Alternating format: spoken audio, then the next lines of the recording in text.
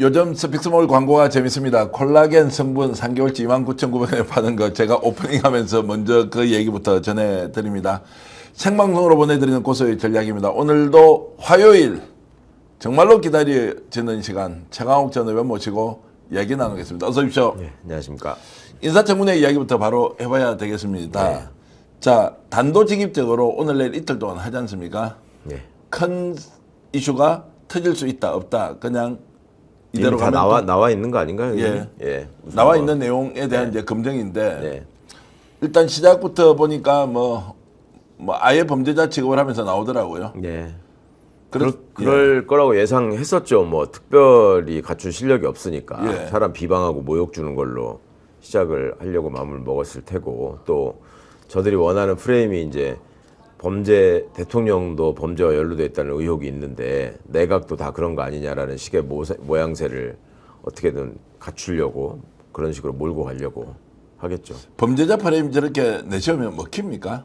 먹힌다고 생각하니까 저러고 있지 않겠어요? 자기네 지지자들한테는 먹히나 봐요. 자기네 지지자들에게도 실제 먹힐까요? 41% 지지했던 김문수 후보를 찍었던 국민들도 네. 저런 방식의 인사청문회에 대해서 동의를 하고 있을까요? 이미 41%를 보고 하는 정치는 아닌 것 같고, 예. 어젠가요? 그 송원석 씨가 말 같지 않은 소리 했었죠. 뭐 대통령이 50%를 못 얻었기 때문에 반 이상이 지지하지 않고 있다. 네. 뭐 이런 소리를 하던데, 그 정도라도 보고 정치를 하면 저런 식의 저질 행동을 하지 못할 텐데, 네. 그냥 한 15에서 20%에 머물러 있는 그 극우 세력, 뭐 그 정도 바라보고 정치하는 거 아닐까 싶은데요. 주진우 의원의 태도는 어떻습니까? 지금 본인과 관련된 비리 혐의 또는 과거의 불법적인 뭐 사례 이런 게 계속 터져 나오고 있고 또 본인 여동생 아버지까지 다 나오고 있지 않습니까? 네. 그런데도 국회에 나와가지고 인사청문회 과정에서 아예 얼굴 색깔 하나 안 변하면서 저렇게 상대를 거짓 사실로 이렇게 공격하는 거 어떻게 보십니까? 한마디로 윤석열 똘마니다운 행동이죠. 네. 저러니까 눈에 들었던 거고, 윤석열이 보이는 행동하고 똑같지 않습니까? 본인과 본인의 처가가 저지른 그 엄청난 불법과 비리에 대해서는 계속 거짓말로 일관하면서 그 뻔뻔하고 오만방자한 태도로 나왔던 거, 그 똘마니들이 다 하는 짓이 똑같죠. 한동훈이도 마찬가지고, 네. 거기를 오빠라고 불렀다고 하던 나경원 마찬가지고, 뭐 그런 일종의 뭐 DNA가 있는 것 같아요. 자, 이렇게 이제 인사청문회를 하면서 오늘 박선원 의원이 했던 얘기 중에 머리에 속 들어오는 것이 지난 3년 전에 대통령 선거에서 윤석열 당선 이후에 네. 아깝게 패배했지만 민주당 그래도 윤석열이 국정운영 잘하기를 바랐다. 그때 사실 찍어주지 않았던 국민들도 그렇게 생각하지 않았습니까? 그렇죠. 제발 나라를 위해서라도 예. 윤석열 정부가 성공하기를 바란다, 이런 얘기 많이 하셨죠. 그렇죠. 실제로 예. 그래서 패배를 깨끗하게 인정하고 예. 국정운영 잘하기를 바라는 것이 절대 다수의 비지지자들 마음이었는데 오늘 박선원 의원은 이런 이야기했습니다. 이재명 대통령 너무 잘하니까 예. 국민의힘 쪽에서 이재명 잘하면 우리 어떻게 하지라고 거꾸로 얘기를 한다라는 네. 부분에 대해서는 실제 그렇게 체감하고 계시죠. 인사청문회 하는 그렇죠. 예. 태도를 여태 보면. 보인 태도가 그런 태도였잖아요. 예. 계속. 자, 그래서 이제 그런 방식으로 지금 동일한 사안을 얼마나 다르게 보느냐. 대통령이 당선된 이후에 국힘에서는 뭐 지원까지는 해줄 건 아니지만 아니라고 그만큼 자료를 내고 하는데도 결국에는 정인 채택 문제도 합의를 못했습니다. 예. 하자고 이제 3명은 동의가 된 상태였거든요. 예, 예. 결국 다른 사람 4사람을 또 끼워 넣었던 겁니다. 그래서 합의가 안 돼서 저 청문위원장이 이제 직접 그냥 없이 가겠다라고 이제 이종배 의원이 또 예. 결정을 한 거 아닙니까? 예. 그런데 오늘 보니까 이제 청문회를 아예 민주당이 정인 채택도 다 못하도록 했다라고 이제 공격을 하는 걸 보니까 참 앞뒤가 안 맞아서 너무 안 맞다 이 생각이 늘 들더라고요. 이분들은 그 양당 간의 논의가 이루어지고 합의된 사항도 그냥 뒤엎어버리는 사람들이라서 그렇게 과정에서 벌어지고 있고 그 중간에서 어느 정도가 정리가 된 부분조차도 항상 저렇게 거짓말로 일관하는 태도를 계속 보여왔기 때문에 여전히 국민들을 우습게 알고 있다. 그걸 모를 거라고 생각하는 것 같아요. 예전에 뭐 검찰개혁 법안 같은 것도 다 합의하고 권성동 사인까지 하고 윤석열 인수위에서 환영 성명까지 나온 다음에 엎었지 않았습니까? 예, 뭐 예. 그런 전력이 있는 정당인데 다른 거야 뭐 이런 거 그 과정에서 있었던 일 다 뭉개고 민주당 책임으로 덮어 씌우는 거야. 뭐 일상이죠. 뭐 이 사람들한테는. 청문회 일정은 계속 국힘이 참여한 가운데 1박 2일은 그대로 갈 것 같습니까? 어떻게든 참여하는 과정을 통해서 흠집 내기를 하겠죠. 예, 그리고 보이콧을 할 가능성 지금 현재는 없다. 없는 것 같습니다. 네. 저 보이콧 하기보다는 저기서 어쨌거나 악을 써가지고 계속 그 총리 후보자를 그 공경에 빠뜨리는 모습 이런 것들을 연출하고 싶어 할 텐데 그렇게 될까 싶네요. 자, 그렇게 해서 이제 1박 2일 동안 이렇게 하면 이제 인사청문 보고서를 채택하느냐 마느냐. 예. 그리고 이제 그 다음에 이제 국회 동의 절차 가야 되지 않습니까? 여기에 대해서 지금 민주당은 예. 하루 이틀 기다렸다가 합의를 시도하는 것이 맞습니까? 아니면 그냥 청문 보고서 채택하자라고 하면서 일사천리로 하루라도 빨리 국정 운영에 직접 참여하도록 해야 한다. 어떻게 보십니까? 새 대표의 원내 전략과 관련돼 있겠지만은 아무래도 지금 총리가 빨리 있어야지 내각도 다 제청하고 완성하고 하는 과정들이 있을 거니까 빠른 좀 진행 이런 것들을 더 원하지 않을까, 그쪽으로 또 가지 않을까. 시청자 여러분들은 어떻습니까? 오늘 인사청문회 오전 과정 보면서 오후 이제 곧 속개되고 내일까지 이어지는데요. 지금 민주당이 계속 이런 이제 말도 안 되는 논란 속에 빠져서 국힘이 실제로 마타도 수준으로 지금 총리 후보자를 공격하고 있지 않습니까? 이제 이런 상황에서 그냥 볼 거 없다. 빨리 진행을 해버리자라는 것이 맞는지, 아니면 지금 그래도 좀 더 논의를 해서 인사청문 보고서를 채택하는 과정까지 거치자라고 하는 부분에 대해서 여러분들은 어떻게 생각하는지 좀 말씀을 주시면 제가 공유하겠습니다. 위원회 차원에서 청문 보고서 채택 여부를 논의하는 시간은 반드시 필요합니다. 그걸 네. 해야 되는 거고. 네. 근데 청문 보고서 채택에 동의하지 않을 게 너무너무 뻔한 지금 태도를 보이고 있어서 네. 그럼에도 불구하고 저들이 이런저런 요구를 하면서 시간 끄는 거에 말려들 필요는 없다. 신속하게 처리하는 게 맞다 생각합니다.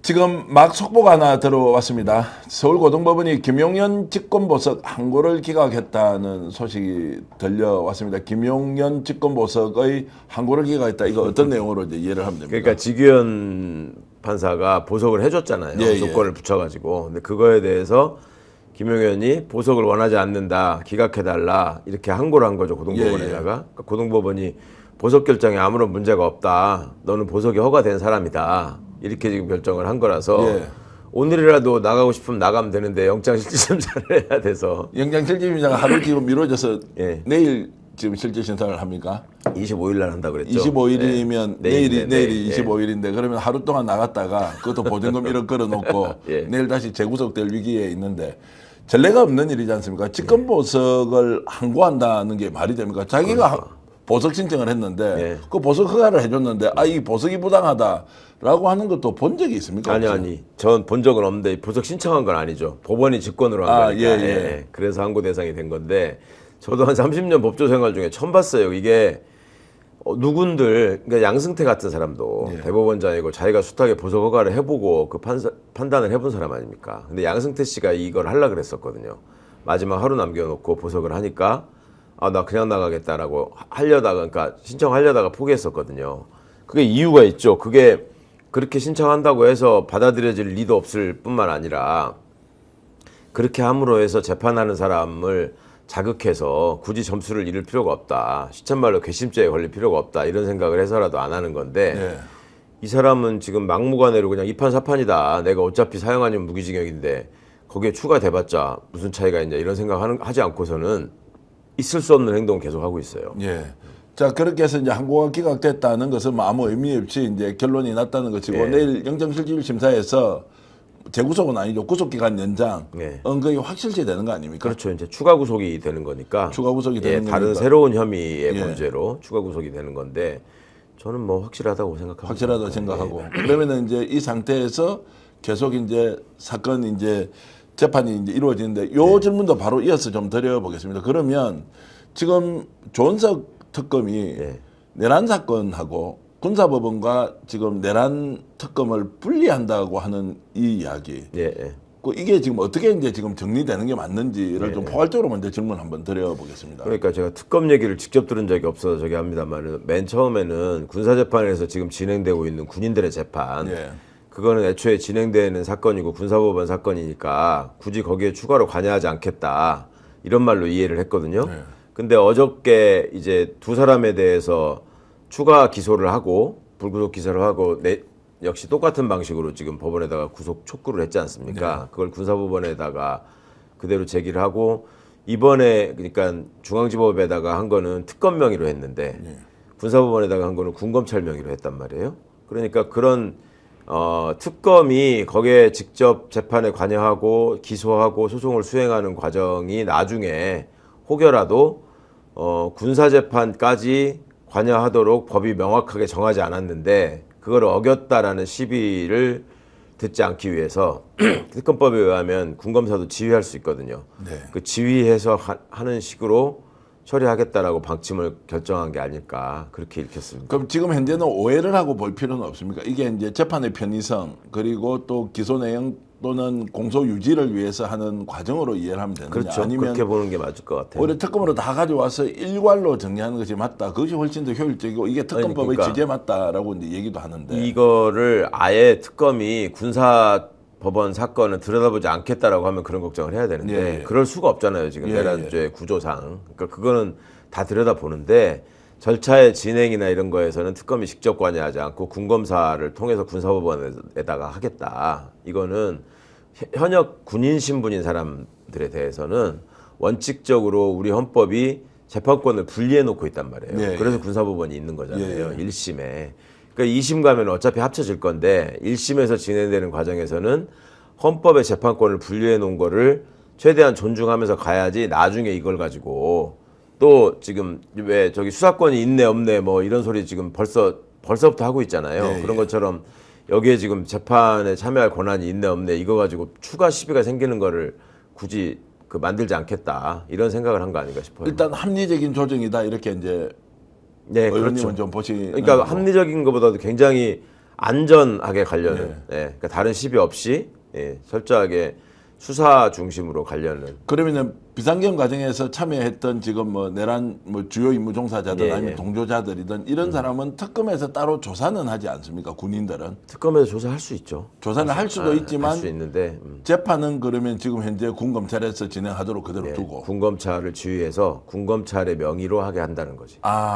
군검찰 이름만, 명의로 조사를 하게 하는 것이지 특검에 있는 검사들이 직접 불러서 조사를 하지는 않는다. 예, 예. 아니, 그러니까 조사는 할 수 있는데 예, 예. 조사는 특검에 있는 검사들도 할 수 있는데 네. 그거를 나중에 사법 처리하는 과정에서 공소장을 쓰고 재판을 수행하고 하는 거는 군검사가 한다는 거죠. 알겠습니다. 이제 그런 부분을 일단 이해를 하면서 지금 다음 주제로 좀 넘어가 보겠습니다.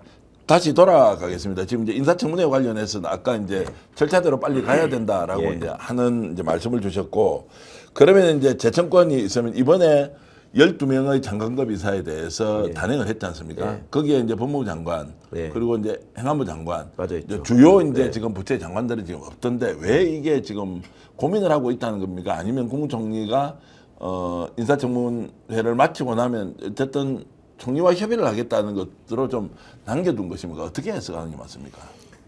지금 먼저 발표된 장관분들이 그렇다고 해서 주요하지 않은 부처인 건 아니고요. 맞습니다. 그러니까 예. 이제 국민들이 보시기에 조금 오래돼서 계속 이렇게 소위 말해서 전통 있는 부처들이 예. 좀 빠져 있어서 왜 이런 거 싶은데 아무래도 적임자를 찾는 게 지금 다른 부처보다 조금 더 고민이 많이 되는 부분인 것 같고 네. 특히 제가 전에 듣기로는 이번 정부에서는 뭐랄까 그 굉장히 실용적으로 성과를 내는 정부 부처의 역할 이런 것들 대통령이 생각하시기 때문에 학자 출신이나 관료 출신은 가급적 배제하고 정치적 경험이 있는 그러니까 정무적 판단이 뛰어난 사람들 중에 능력을 갖춘 사람이 장관을 맡는 게 좋겠다라는 생각을 많이 갖고 있는 것 같아요. 그러다 보면 지금 정치권 안에서 이 장관 자리에 합당한 분이 누가 있느냐를 쭉 스크린하는 과정일 것이고 거기서 지금 뭐랄까 이제 정리가 돼야지 이 자리들이 인선이 좀 쉽게 될 것 같은데 법무부 장관 같은 경우에는 특히 민정수석하고도 이게 이 맞물리는 문제라서 네. 민정수석이 지금 없어진 상황이라서 조금 더 걸리는 거 아닌가. 그리고 여타 다른 부처의 장관들에 대해서도 계속 무슨 하마평 같은 건 있었잖아요. 그리고 이제 또 교육부총리나 이 사람은 지금 현재 총리 권한 대행을 하고 있기 때문에 교육부총리마저 사라져버리면 현재 지금 어저께 지명한 장관들을 재청할 사람도 없어져 버리는 일이라서 예, 예. 뭐 여러 가지 문제가 좀 복합돼 있는 것 같아요. 예. 자, 지금 인사총평 어떻습니까? 12분 보고 좀 놀랐습니까? 아니면 뭐 당연히 이 정도 인사할 것이라고 원래 이제 예상을 네, 하셨습니다. 놀랐죠. 놀란 게 이제 두 가지 측면에서 있는데 놀란 것보다 더 우선적으로는 이제 뭐 이재명식 인사를 보여주는구나. 예. 그게 이제 출신도 다양하고 각종 뭐랄까 이 이념적 스펙트럼에서도 이제 조금 폭넓게 그게 이제 송미령 장관을 유임시킨 건데 그게 또 놀라운 부분이고 또 인선 중에 제가 제일 신선하다고 느낀 거는 아무래도 노동부 장관, 김영훈 장관이 처음에 제가 김영훈 위원장 때부터 안단 말이에요. 아는 근데, 분입니까? 설마 그 김영훈일까? 이름이 흔한 이름이니까. 예. 근데 그 김영훈이더라고. 그래서 아니 지금도 기관사 하고 있을 텐데 그랬더니 아니나 다를까 뉴스에 지금 저 새마을로 운전하고 있다. 뭐 이렇게 IT에서 이제 운전하는 중에 이제 연락이 나오길래 그게 좀 이재명 정부의 상징적인 인사가 아닐까 싶고 이게 노동자와 농민 이게 이제 예전에 우리가 학교 때 얘기하던 기층민중이잖아요. 근데 노동자와 농민을 관장하는 부처의 장관이 극단적으로 대비되는 모습. 이게 이제 이재명 대표가 이 개각이라는 그러니까 내각 인선이라는 그 인사 과정을 통해서 전하는 메시지. 그러니까 그 진보와 보수 좌우 할 것 없이 협력해가지고 통합해서 내란 세력을 고립시키는 그런 정부를 운영하겠다. 뭐 그런 게 좀 반영되시지 않은가 싶습니다. 대통령의 자신감은 어디서 나오는지 조금 이따 질문하기로 하고요. 근데 그 김영훈 장관 지명자하고는 개인적으로 그럼 인연이 좀 있으시네요. 아니 뭐 친분이 있는 건 아니고 알고 지낸 사이죠. 그리고 알고 지난번에도 무슨, 비례대표 후보자 중에 있었단 말이에요. 김영훈 씨가. 그때 이제 오랜만에 옛날 민주노총 위원장 김영훈이 지금 이 자리에서 이렇게 여전히 기관사 신분으로 이렇게 얘기하는 것 자체가 민주당의 어떤 스펙트럼이 넓어지고 또 대한민국의 민주주의가 발전했던 상징이 아닌가 싶다 얘기를 한 적이 있었는데 그 당시에요. 당시에. 그게 이제 이렇게 장관으로까지 바로 이을 줄 몰랐죠. 그분을 알고 있는 그 김영훈 장관 지명자는 어떤 사람입니까? 그 아주 젊은 노조 지도자였죠. 그 철도노조 위원장이 됐을 때가 30대였을 거예요. 그러고서 그걸 바탕으로 해서 이제 민주노총 위원장까지 했는데 그 뭐랄까 레디칼한 운동파에서는 타협적이다. 그러니까 일종의 개량주의자라고 부르잖아요. 그러니까 이제 대화를 우선하고 뭔가 협상을 통해서 실질적인 지위 향상을 이뤄내는 이런 전략을 많이 택한 면이 있어서 그 너무나 타협적으로 하는 거 아니냐라는 비판을 하시는 분들도 있었지만 민주노총 내에서 전반적으로 지지하는 분들이 많았었고 지금도 아마 많이 한국노총도 환영 성명을 내잖아요. 이렇게 노동자 출신 장관 임명하니까 이 한국노총과 민주노총의 오래된 어떤 대립 관계를 보다 보면 그것도 쉬운 일이 아닌데 그만큼 이 김영훈 장관이 많은 신망을 얻고 있다. 뭐 그런 증거가 아닐까 싶습니다.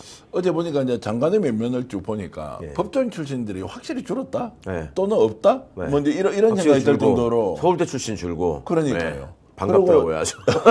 왜 서울대 국대 출신이 또 그렇게 말씀하시니까 좀 하여튼 똑똑하게 제가 이제 이렇게 이제 경청을 하고 있는데요. 어찌됐든 굉장히 다양해졌다. 다양한 맞습니다. 것이 폭만 넓은 것이 아니라 깊이도 좀 굉장히 이렇게 야, 그 대단하다. 네이버 대표 출신을 이제 또 그리고 LG 출신 이렇게 이제 소위 말하는 이제 유일하게 안 다양한 게 이제 외교안보 분야에 전주고등학교 동문들이 많다.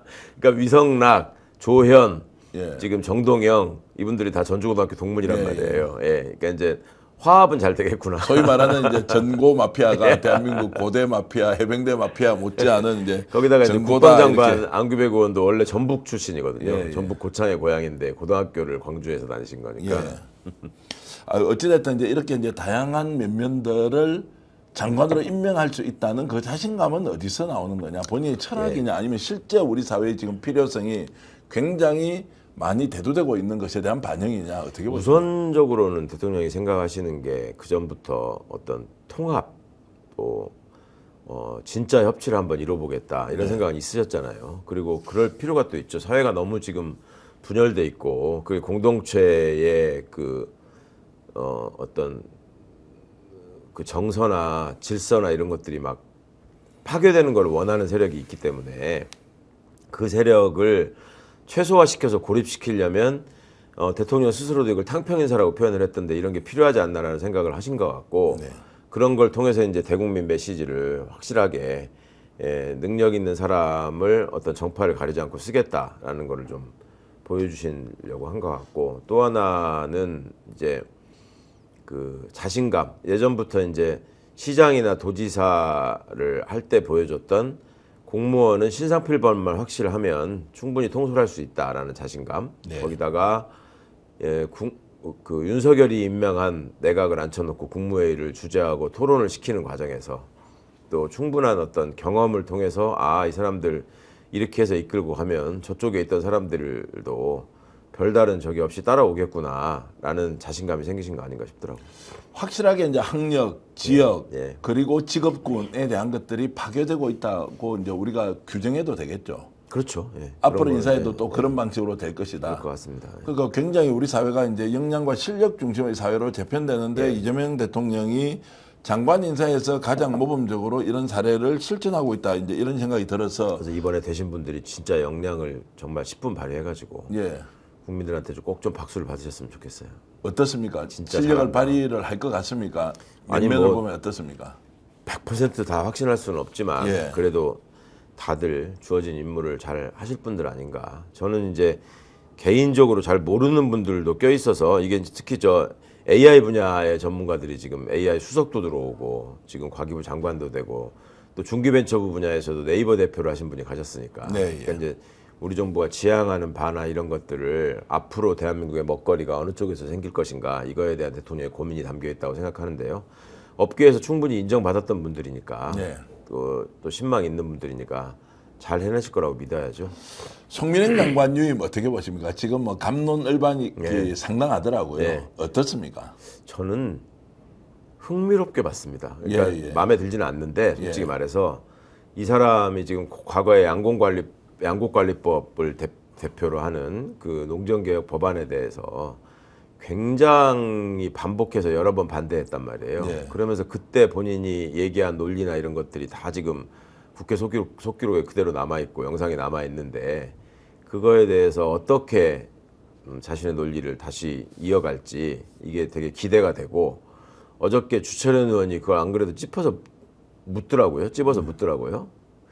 그 고사했어야 맞는 거 아니냐. 예, 예. 어쩌려고 그러냐. 뭐 이런 식이었는데 본인이 뭐 부작용을 최소화하는 방향으로 뭐 새 정부의 국정 철학에 맞게 하겠다 이런 건데 앞으로 송미령 장관의 어떤 정책적 입장 이런 것들이 향후에 그 입신 출세를 도모하는 공무원들에게도 조금 참고가 될 만한 신호가 아닐까 싶어요. 그러니까 송미령 씨한테는 조금 곤란한 일이 될 수 있겠지만 본인이 또 관두겠다고 안 하고 또 하겠다는 거 아니에요 지금. 네, 예. 그러면 그동안에 뱉어냈던 그 수많은 말들을 어떻게 다시 정리할 수 있을 것인가. 그게 저는 관심 포인트입니다. 그리고 공무원들은 또 어떻게 해야 될 것인가. 예. 그 전까지는 장관이 그렇게 얘기하니까 거기에 맞춰가지고 쫙 다 보고서 만들어 놓은 거 지금 있잖아요. 그거를 이제 싹 다 엎어야 될 텐데 제가 박근혜 정권 끝나고 나서 그런 얘기를 들었었거든요. 그 청와대 행정관으로 파견 나왔던 분들이 자기가 사무관 서기관 때 이명박 정권이 들어왔고 네. 그러니까 저기 노무현 정부에서 공직 생활을 시작했는데 이명박 박근혜를 거치면서 그 전까지 자기가 존경했던 과장 국장 이런 사람들이 엊그제까지 행정수도가 대한민국의 발전을 위해서 핵심적이고 반드시 필요하다고 하다가 정권 바뀌니까 바로 그 필요 없다라고 말하는 거 보면서 놀라는 정도가 아니라 무서웠다고 하더라고요. 네. 어떻게 사람이 저럴 수 있지? 우리가 아무리 공무원은 지시받은 거에 대해서 최대한 성과를 내는 직업이라고 하더라도 어떻게 인간이 저럴 수 있지? 이런 생각을 했다고 하는데 농림부 직원분들의 심사가 참 복잡할 것 같아요. 자, 그래서 이제 이 송미령 장관의 유임에 대해서 예. 실험 정신이냐, 예. 아니면 파격이냐, 예. 아니면 절박함이냐, 어떻습니까? 어떻게 지금 딱 실험 아니겠어요? 실험. 실험이다. 그러니까 예. 이 사람들하고 얼마나 손잡고 얼마나 뭐를 맞춰서 국민을 위한 정책을 만들어갈 수 있느냐 네. 하는 실험을 대통령이 시도하신 것 같고 또 그 저기 이번 새로 원내대표단 그 초청해서 식사하면서 거기서 설명하시기를 국무회에서 토론을 시켜보니까 잘하더라 이 말씀을 했다는 거잖아요. 네. 그러니까 대통령과 국회와의 토론 과정을 통해서 본인이 반성할 거는 반성하고 왜 예전에 잘못한 게 있다면 왜 그랬는지도 좀 토로하고 그러면서 진지하게 국정이 어떻게 진행되는 것이 농민을 위해서 가장 바람직한 길인지 이런 것들도 좀 생각해서 대안을 내면 일종의 양 진영 간의 토론과 타협을 통해서 새롭고 유용한 정책이 나오는 모델을 하나 만들 수 있지 않을까 하는 기대 섞인 실험을 하고 계신 것 같아요. 당원들 또는 지지자들은 좀 부정적인 여론이 있는 게 확실히 좀 많죠. 그럴 수밖에 없겠죠. 그럴 수밖에 없다는 것이고. 특히 농민분들은 그래서 대통령을 지금은 인사권 존중해줘야 한다는 또 분위기도 많이 있던데. 일단 어떻게 하나 보자. 지금 이렇게 하고 계시는 것 같아요. 송민희 장관 인사청문회가 아마 이제 녹록치 않을 것 같습니다. 이제 국힘 쪽에서도 동조하기가 이제 쉽지 않을 테고, 민주당 쪽에서도 또 당원들의 이런 또 의견, 의사를 무시할 수 없는 상황이어서 이건 좀 지켜봐야 된다는 생각이 드는데. 어제 보니까 국힘 사람들은 뭐 그다지 반대하지 않는 분위기던데, 그죠? 축하하고 그러더만 자기들끼리. 뭐 관심이 좀 없다거나 오히려 그냥 뭐 인사와 관련해서는 지금 워낙 국무총리에 대한 인사청문회에 집중을 하다 보니까 뭐 그런 부분도 있고요. 농해수 위원들이요. 농해수 위원들이 어제 송미령 장관한테 질의하는 거 보니까 그쪽 국힘 사람들이 뭐 아유 뭐 잘 됐습니다. 뭐 이런 식이던데. 전체적으로 11개 이제 부처 장관 지명을 이렇게 하고 보니까 어떻게 이렇게 안정감 있게 잘하는지 참 저도 면면을 보니까요. 야, 이건 뭐 대통령 세 번째 해보는 사람이 인사하는 거냐라는 생각이 들 정도로 정말로 배치도 잘한 것 같고 또 특별하게 문제 제기를 할 만한 내용이 좀 없습니다. 뭐 청문회가 시작되면은 또 이런저런 문제들을 또 만들어내겠지만 여튼 지금 보면은 뭐 여러 가지 안배, 그러니까 성별 구성이나 뭐 지역별 구성이나 출신별 구성이나 이런 것들도 자연스럽게 아주 딱딱 이렇게 채워지는 그런 모습들이 보여서 일단 하여튼 첫 번째 내각 인선이나 발표는 성공적인 것 같습니다. 어저께 제가 그 이제 권오월 의원하고 며칠 전 통화를 하면서 요즘 저 광화문에 있는 고봉 삼계탕의 영업실장으로 뭐 이제 그 처남이 하는 그 삼계탕 집에서 일을 하고 계시거든요. 권오월 의원님이? 고봉 삼계탕이라고 이제 사모님하고 사모님하고 이제 처남이 같이 이제 운영하고 있는 거기에 이제 영업실장으로 일한다고 이렇게 이제 우스개로 말씀하셔서 제가 방송에서 이제 그 이야기를 하면서 영업실장 출신이 그 국가본부 장관 됐다 뭐 이렇게 하니까 저한테 영업실장이라고 말했다고 너 지금 사람 차별하느냐, 영업실장이 장관하면 뭐가 문제가 됐나 말이냐 이런 식으로 저는 이제 재미있게 한다고 가족끼리 이제 경연을 하고 있는 그 공간에서 그렇게 이제 얘기를 했는데, 권오월 의원이 좋게 말하면 야인이고 정확히 말하면 백수였던 시절이 지금 오래되셨죠. 그리고 그죠? 국회 사무총장 주시고 삼선도 국회의원을 하셨죠. 그러니까 그 옛날 얘기니까.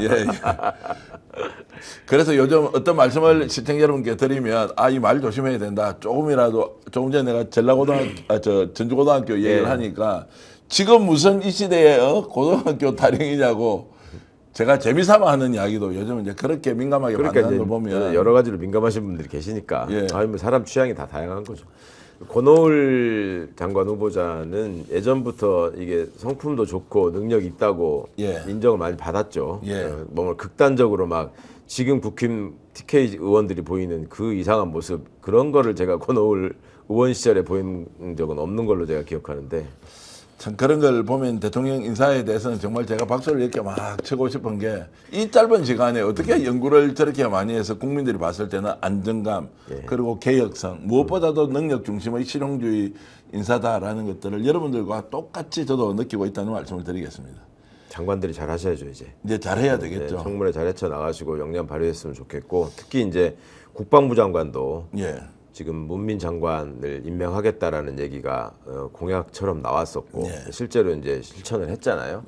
그리고 국방위를 가장 오랫동안 활동했던 우리 안규백 의원이 적임자로 선정이 되신 건데, 사실은 여기도 그간의 어떤 묵은 때를 벗겨내는 아주 중요한 실험 중에 하나죠. 국방부 장관은 이렇게 민간인 출신이 하는 게 맞죠. 당연한 일인데 지금 벌써 뭐 방위 출신이 일병이 국방부 장관 됐다 뭐 이런 얘기 나오는 거 사실 자체가 그 뭐 별 3개나 4개 달았던 사람들이 국방부 장관 되는 거를 너무나 당연한 일이고 필요한 일이라고 생각해 오던 그 잘못된 관성이 있어가지고, 그 전까지 당연히 이승만 독재 시절에도 민간인이 다 장관이었단 말이에요. 이공화국 때는 말할 것도 없고, 박정희가 쿠데타하고 나서 불안하니까 군인 출신들을 계속 국방장관을 시킨 건데, 그것이 이번에 이제 이렇게 좀 깨지고 또 이 과정을 통해서 국방 문민화가 좀 확실하게 진행되고 또 군 통수권의 개념이라는 것도 좀 한 단계 상승하고 또 계엄에 동원되면서 내란에 가담했던 이 군 지휘부의 어떤 잘못된 사고 방식이나 인식 이런 것들이 좀 뿌리가 뽑히기를 바랍니다. 자, 그런 걸 충분히 이제 기대하고요. 그리고 제가 다른 방송에서 들을 수 없는 질문 하나 드리려고 합니다. 예. 김민석 총리 후보 지명자에 대한 인사청문회가 네.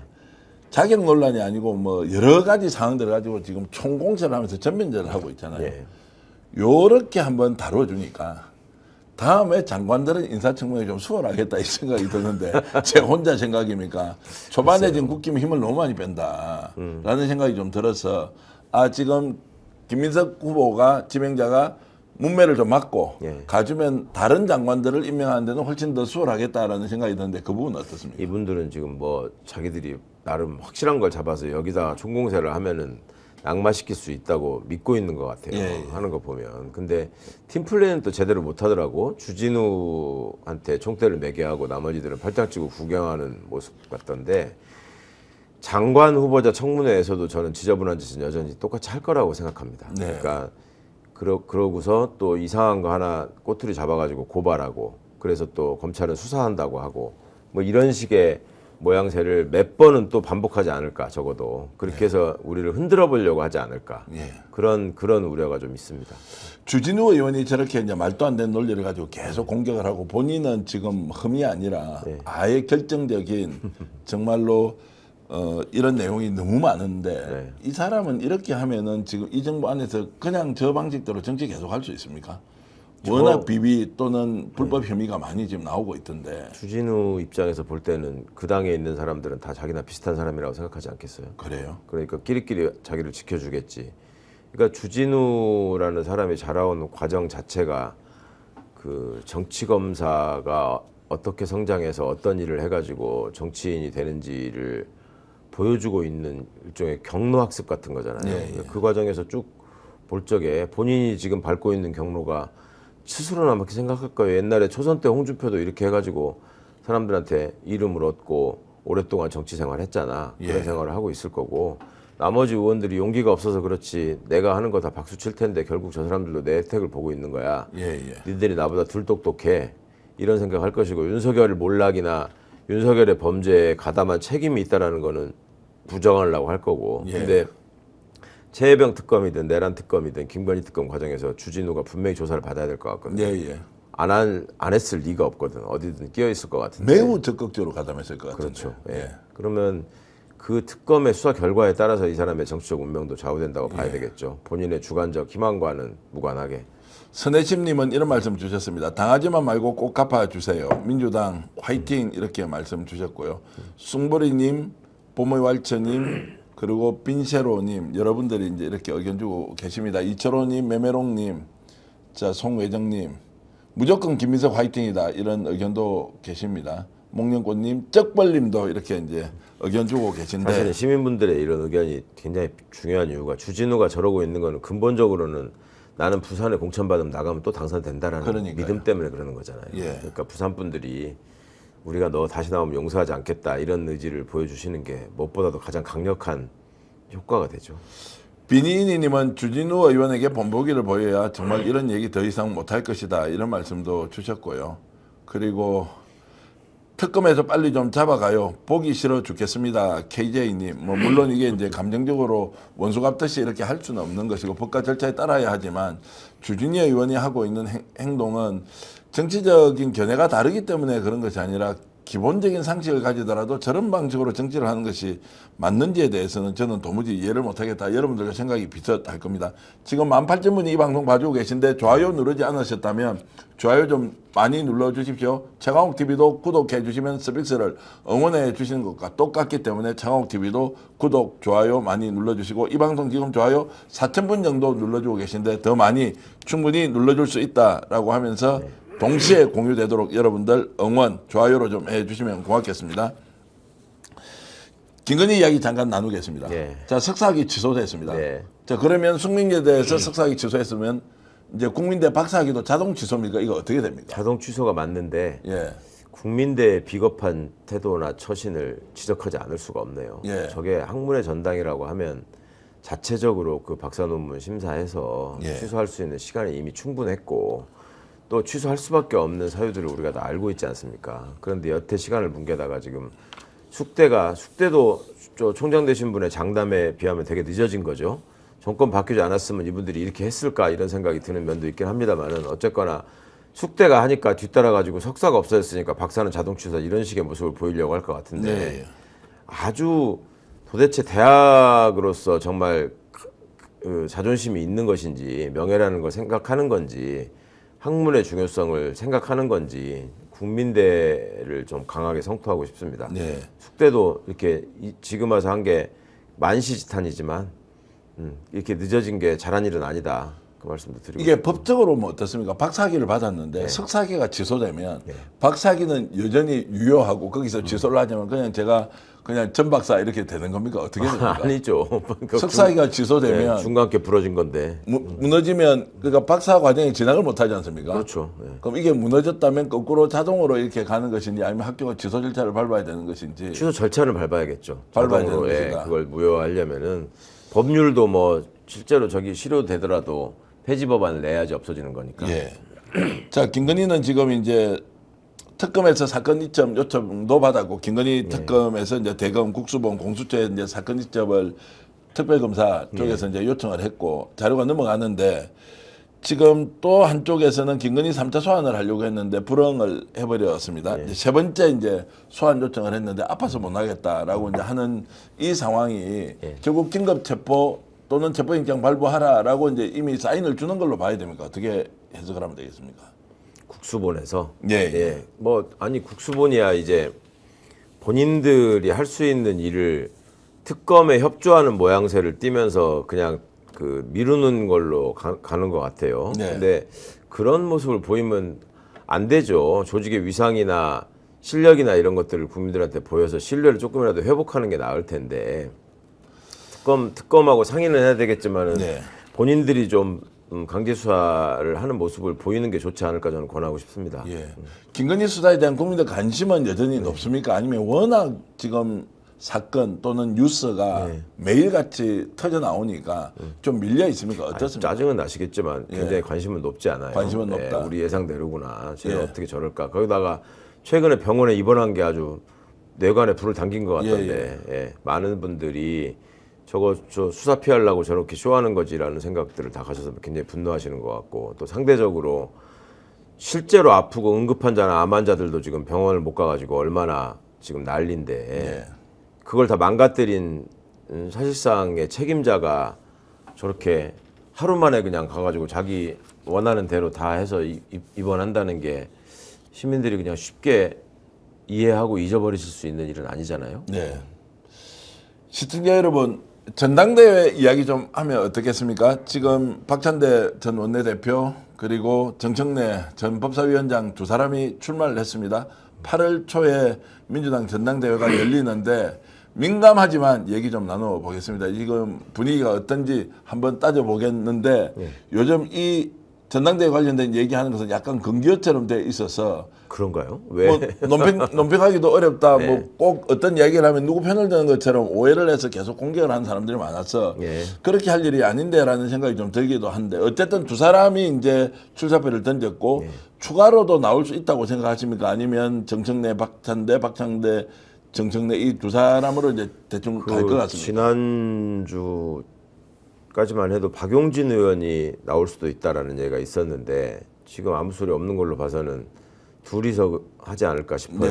정청래, 박찬대 두 분이서 맞붙는 경선이 되지 않을까 싶은데 글쎄 뭐 누가 돼도 다 그간에 보여준 어떤 마음들이 있고 실력들이 있기 때문에 당원들이나 국민들 보시기에 걱정을 끼치지는 않을 것 같은데 왜 전당대회를 앞두고 당대표 뽑는 거를 그것도 대선 승리 후에 뽑는 거를 축제처럼 받아들이시지 못하고 왜 싸우려고 하고 뭐 자꾸 분탕질을 하는 사람들이 있는 건지 저는 잘 모르겠어요. 그러니까 후보 두 사람은 절대로 우리가 분열을 하거나 이렇게 해서는 안 되고 누가 돼도 관계없다. 그렇죠. 그리고 정말로 축제 같은 경쟁을 한번 해보자라고 이제 계속 공언을 하고 있던데 당원들은 그렇게 마음이 또 안 가는 모양이죠. 아니죠. 제가 볼 때는 대부분의 당원들의 생각은 다 같은데 후보들하고 뭔가 민주당의 분열을 노리는 사람들의 어떤 공작도 일부 있는 것 같고 또 뭐랄까 이 열정은 넘치는데 이 깊이가 아직 이렇게 채워지지 않은 분들이 있거든요. 그 네. 정치에 뒤늦게 입문해가지고 앞뒤의 어떤 과정이나 맥락을 잘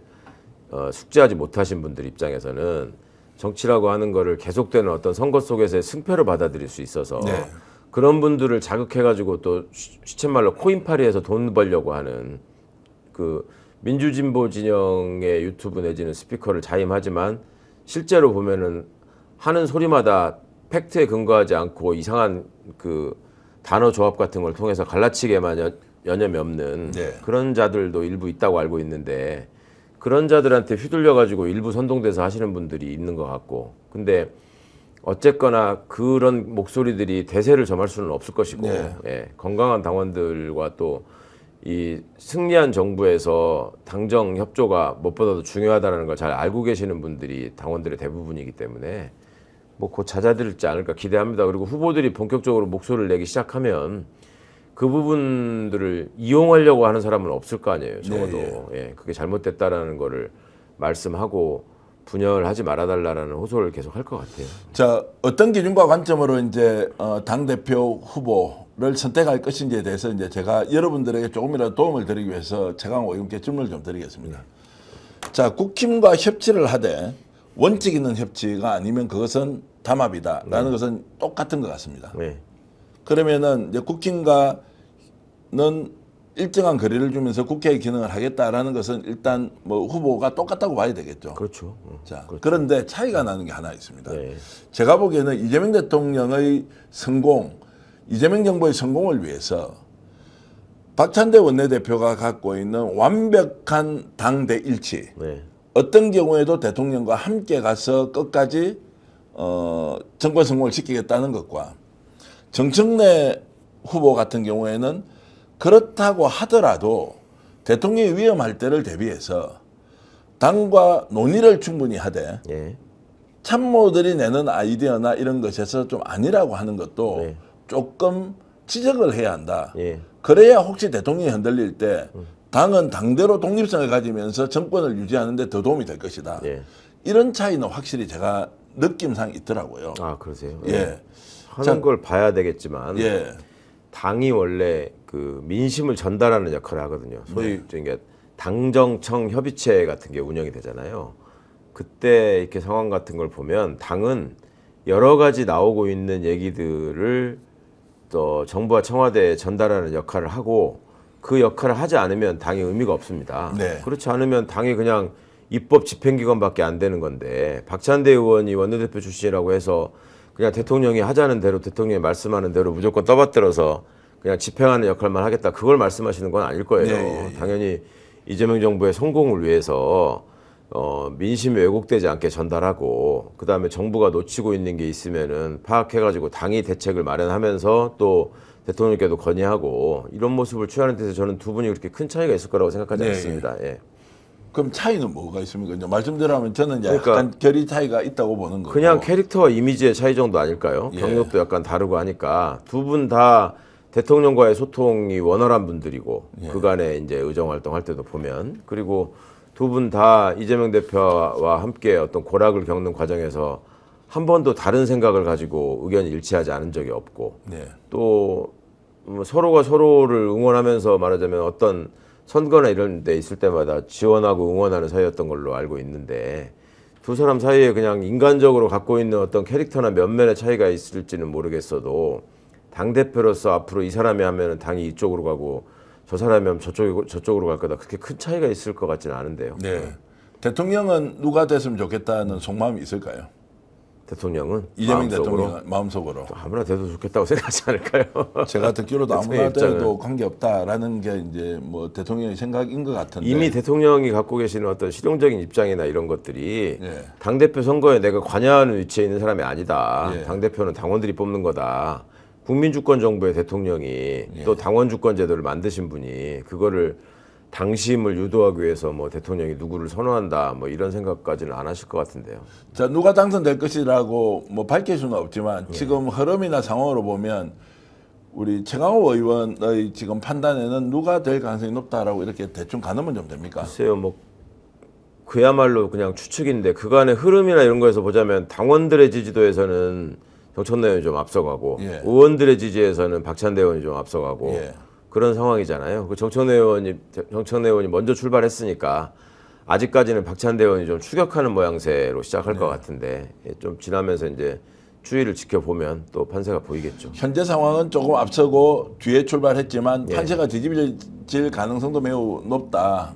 네, 끝까지 비등비등하게 가봐야 한다. 갈 것 같아요. 끝까지. 비등비등하다. 그러니까 수렴 현상이 생기고 뒤집어질 수도 있다. 이제 이렇게 보시는 거고, 민주당을 지지하는 분들이 아까 말씀하셨듯이 좀 이렇게 너무 분열적 양상으로 가면 안 되겠다라고 하는 의견이 정말로 많은데 예. 이거 막을 수는 없습니까? 막을 수는 없죠. 뭐 없습니까? 사람의 기본적인 성정과 관련돼 있는 일이라서 예. 이 댓글에다가 악플 달지 말고 쓸데없는 소리 하지 말라고 그렇게 해도 기어이 와서 달잖아요. 예, 예. 그러니까 뭐 그런 것들을 통해서 자기 만족을 추구하는 사람들이 있고 또 그런 게 인간의 본성이 상당 부분 일정 부분 숨어 있기 때문에 네. 그리고 이성보다는 감정이 우선되는 성격을 가진 분들이 또 많이 있고 예. 그리고 또 이성적 판단이 앞선다고 하는 분들조차도 그 판단의 근거가 되는 사실을 또 명확하게 체크하지 않고 그냥 감성적으로 받아들인 다음에 나는 이성적인 판단을 했다 이렇게 주장하시는 분들도 또 있고 하기 때문에 이거는 어쩔 수 없이 좀 한 번은 치러야 될 홍역 같은 것이고 네. 특히 이제 새 정부가 출범한 이후에는 내가 지지해서 내가 탄생시킨 정부를 내가 지켜야 된다라는 마음이 이제 굉장히 강렬하시고 예. 또 그런 마음들이 그 호불호로 표출되는 과정들이 개인마다 다 편차가 있어서 저는 뭐 늘 있어왔던 현상이고 어찌 보면은 자연스러운 모습이긴 한데 바람직한 현상은 아니다라는 건 명백한 거죠. 왜 여기 와서 지금 이 중요한 순간에 이 중요한 당대표를 뽑고 이 중요한 정부에 출범하는 상황에서 왜 이렇게 서로가 서로에게 총질을 해야 되는 건지 정말 그건 이해가 안 가는데 계속 또 반복되더라고요. 그런 현상이. 총질하지 맙시다.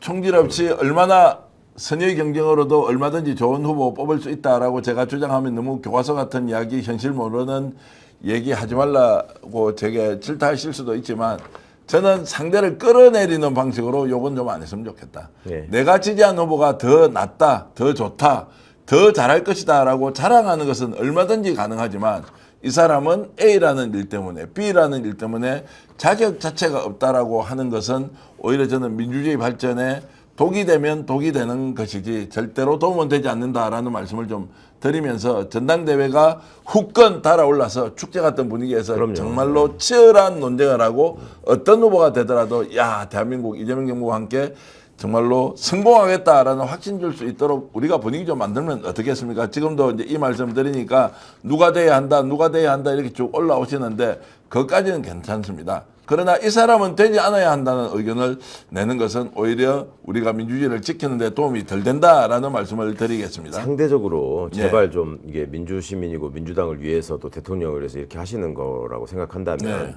한 번만 역지사지를 해보셨으면 좋겠어요. 그 한동훈이가 대표로 돼가지고 뭐 대선 후보에 도전하고 뭐 어쩌고 하는 과정에서 저쪽에 극우들이 왜 한동훈 지지파랑 충돌한 적 있지 않습니까? 매일매일 국민의힘 당사 앞에 가가지고 한동훈이를 비속어로 비방하는 집회하고 또 내부적으로 뭐 찾아내가지고 공격하고 하는 것들을 보면서 우리가 그거를 어떻게 받아들였는지 굉장히 저것들 저렇게 해서 망하는구나라고 지켜보시는 분들이 많지 않았어요.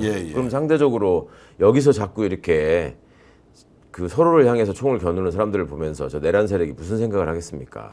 그런 것만 감안해 보셔도 이건 할 일이 아니라는 거 아실 텐데. 자, 그렇게 저희들이 간곡하게 여러분들께 청을 드립니다. 휴슬랭님은 이런 말씀 주셨네요. 이번만큼은 두 분 선의의 경쟁하시는 새로운 전례를 만들 수 있다고 기대합니다. 이렇게 주셨고요. 그리고 루퍼 쓰시는 분은 거국 커뮤니티 등에서 민주당 당대표 분열 조장하려고 한다. 이런 말씀 주셨고요. 자랑거리가 정말 많은 민주당입니다.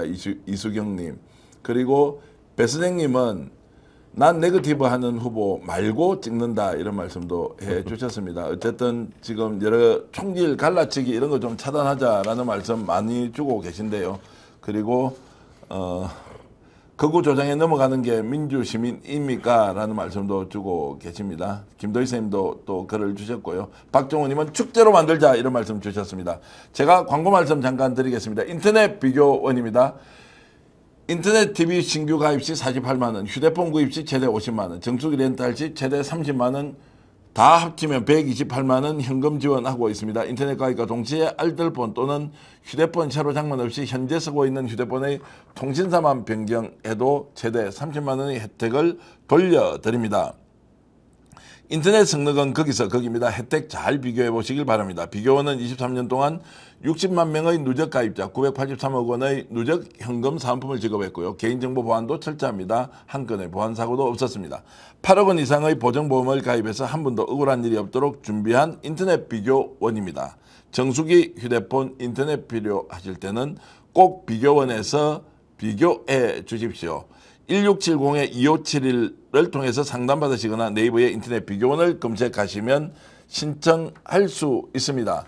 삼구갈비 제가 홍보하겠습니다. 와, 삼구갈비 홍보하고 나서 매출이 껑충 뛰었다고 하는데요. 모두가 3,900원으로 따뜻하고 간편한 한 끼를 드실 수 있게 음식점, 주점 프랜차이즈 등의 납품을 전문적으로 하는 B2B 전문 제조업체에서 유통거품을 쫙 빼고 준비했습니다. 고물가 시대에 바쁘고 제대로 된 집밥 먹기 어려운 1인 세대와 매일 가족 식사 메뉴 고민인 주부님들에게 간편한 메인 메뉴로 또는 집에서 혼술하실 때 간편한 안주로 드실 수 있는 여러 메뉴를 준비했습니다. 네이버에 삼구갈비 쳐보십시오. 네이버에 삼구갈비 쳐보시면 돼지 양념구이 한 팩 3,900원 하고 있습니다. 3,900원에 만나는 돼지 양념구이, 기사식당, 제육볶음, 돼지 불백, 순댓국, 제주도 돼지국밥 등 볶음, 국밥류부터 고급 요리집에 드실 수 있는 삼겹수육, 소고기 수육 등의 요리도 합리적 가격에 만날 수 있다. 돼지 양념구이 3,900원 지금 보고 계시죠? 삼구갈비 네이버에 쳐보시면 더 많은 메인 메뉴 만날 수 있습니다. 3,900원으로 여러분들의 메뉴를 책임지는 곳입니다. 자, 지금 인터넷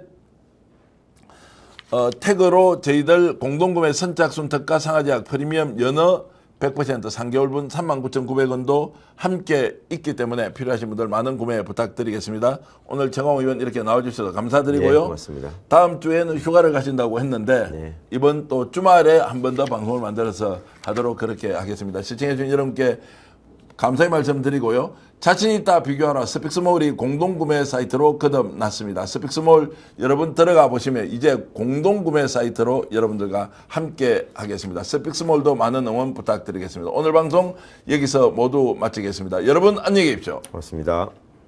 오늘 방송 어떠셨습니까? 마음에 들었다면 구독, 좋아요로 스픽스를 응원해 주십시오. 여러분들의 구독, 좋아요는 가장 큰 힘이 됩니다. 스픽스 구독, 좋아요.